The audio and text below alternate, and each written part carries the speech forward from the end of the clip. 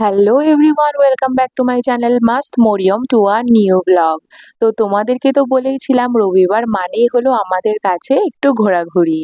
কারণ সারাটা সপ্তাহ জুড়ে ঘরে থাকার পর মনটা তো একটু চায় একটা দিন একটু বেড়াবেড়ি করে আসি। তো দেখো, এই রবিবার আমরা গিয়েছিলাম রসুলপুরে। সেখানে একটা রেস্টুরেন্ট রয়েছে। তো নামটাও খুব ইউনিক, যার নাম হলো লালমাটি। নামটাও যেরকম সুন্দর, তার পরিবেশটাও ঠিক সেই রকমই সুন্দর।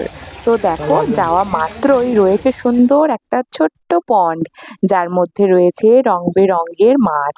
আর চারিদিকের অ্যাম্বিয়েন্স সেটা কি বলবো, দেখেই নাও তোমরা। চারিদিকে গাছপালা, সবুজ, সুন্দর সুন্দর কালারের লাইট আর হাওয়া। এই গরমকালে এরকম অ্যাম্বিয়েন্স কারই না ভালো লাগে। তো যাওয়া মাত্রই আমাদেরকে দিয়ে দিয়েছিল ওয়েলকাম ড্রিঙ্ক, যেটা ছিল জিরা ফ্লেভারে।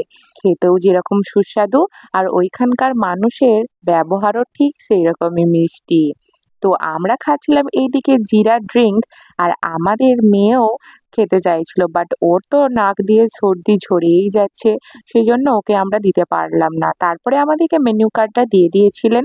তো আমরা সেখান থেকে দেখছিলাম যে আমরা কি খাবো না খাবো। তো শেষ পর্যন্ত আমি অর্ডারটা দিয়েছিলাম। তো আমরা একা যাইনি, আমাদের সঙ্গে আমাদের বন্ধু, ওর ওয়াইফ এবং ওর ছেলেও গিয়েছিল। তোমরা হয়তো ওদেরকে আমাদের এর আগের ভ্লগেও দেখে থাকবে। আমরা যখন বনলতা গিয়েছিলাম, আমরা বন্ধুরা মিলে সবাই গিয়েছিলাম, তাই না? তো এইবারেও আমরা সবাই মিলে গিয়েছিলাম। আমরা চেষ্টা করি বন্ধুরা মিলে একসাথে এরকম করে একটা একটা ছোট্ট ছোট্ট ট্রিপ করার। তো চেষ্টা করব ভবিষ্যতে আরও যেন আমরা ট্রিপ করতে পারি, কারণ এইগুলোই তো আমাদের দৈনন্দিন জীবনকে একটু মধুর করে তোলে, তাই না? কারণ একঘেয়েমি কি সবার ভালো লাগে? তাই মাঝে মাঝে মনে হয় সংসারের এই সুন্দর পাবন্দি থেকে, সুন্দর এই কারণেই বললাম কারণ সংসারটাও তো সুন্দর, তাই না? তাই সুন্দর পাবন্দি থেকে একটু বাইরে বেরিয়ে যাই। তো দেখো, সেই জন্যেই আমরা একটু ঘোরাঘুরি করতে ভালোবাসি। তো বাইরে ছিলাম, বাইরেটা বললাম যে ঠিক আছে চলো এরপর একটু ভেতরটাও দেখে আসি। তো স্টার্টারটা না হয় ওখানেই খাওয়া হবে। তো এখানে নর্মাল রুম, তারপরে এসি রুম, তারপরে বাইরে বসার জন্য জায়গা সবই রয়েছে।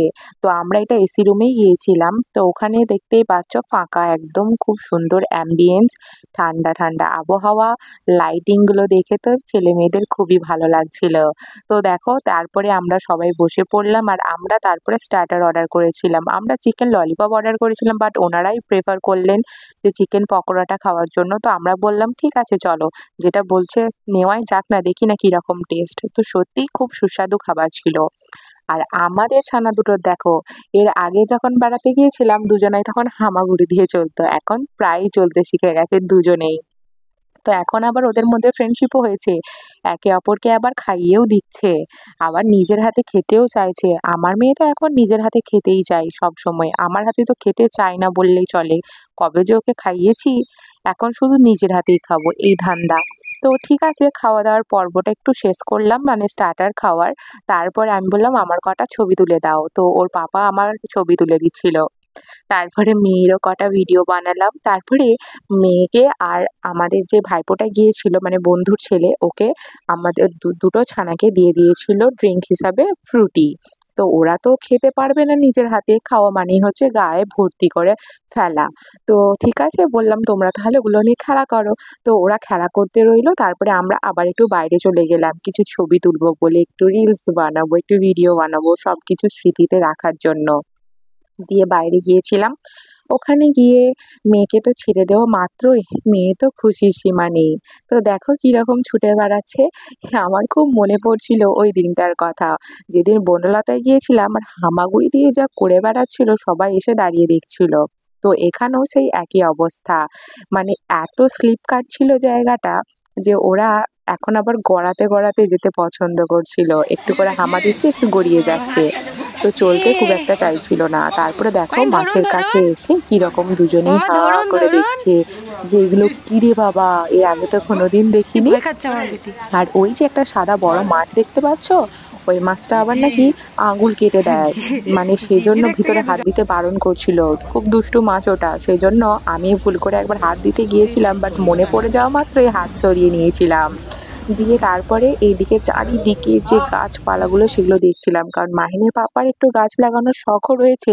ভাবলাম দেখি কোন কোন গাছগুলো বারান্দায় লাগালে ভালো লাগবে। তোমরা তো আমাদের বারান্দায় গাছগুলো দেখেইছো, তোমাদের সঙ্গে তো সবকিছুই শেয়ার করা হয়। তো আবার আমরা ভিতরে চলে এসেছিলাম এদিকে আমাদের মেন কোর্স খাওয়ার জন্য। তো আমি এদিকে বলেছিলাম কুলচা খাবো, আর ওদিকে ওরা নান অর্ডার করেছিল। তো মাংসের একটা রেসিপি ছিল, দিয়ে সবাই মিলে সুন্দরভাবে খাওয়া হলো। তো দেখতেই পাচ্ছ খেয়ে যেন একদম উল্টে গেছি, নড়াচড়ার অবস্থাটুকুও ছিল না। মেয়েও তো আমাদের সঙ্গে এনজয় করছিল। তো হ্যাঁ, এটা বলতেই হবে আমি আর আমার হাসব্যান্ড যেরকম, আমাদের মেয়েও ঠিক সেই রকমই হয়েছে। ও একটু ঘোরাঘুরি ভালোই বাসে, কারণ যেথায় ঘুরতে যায় না কেন কোনো রকমভাবেই ডিস্টার্ব করে না, সেই ছোট্টবেলা থেকেই। তারপরে মহাজন দুটির একটু ফটোশুট করা হচ্ছিল, মানে মাহিনের আর রিজওয়ানের। তো হ্যাঁ বন্ধু, ছেলেটার নাম হলো রিজওয়ান। তো তোমরা ওকে এর আবার নেক্সট কোনো একটা ভিডিও অবশ্যই দেখতে হবে ইনশাল্লাহ। তারপর যেহেতু ওদের লাইটগুলো খুব ভালো লেগেছিল, সেইগুলো নিয়ে ওরা একটু খেলার চেষ্টা করছিল। আর তারপরে আমরা বললাম চলো একটু চারিদিকটা ঘুরিয়ে দেখিয়ে দাও আমাদেরকে। আমরা একটু কিচেন রুমটাও দেখলাম, ওনাদের অফিস রুমটা, সবকিছু একটু ঘুরে ঘুরে দেখছিলাম। দিয়ে যখনই দেখা কমপ্লিট হলো আমরা বাইরে চলে এসেছিলাম। মাহিনের পাপা বলল তোমরা এখানে ঘোরো, আর আমরা এদিকে বিলগুলো কমপ্লিট করে আসছি, মিটিয়ে আসছি। তারপরে আমি আর আমার বন্ধুর ওয়াইফ আমরা দুজন মিলে একটু রিলস বানাচ্ছিলাম।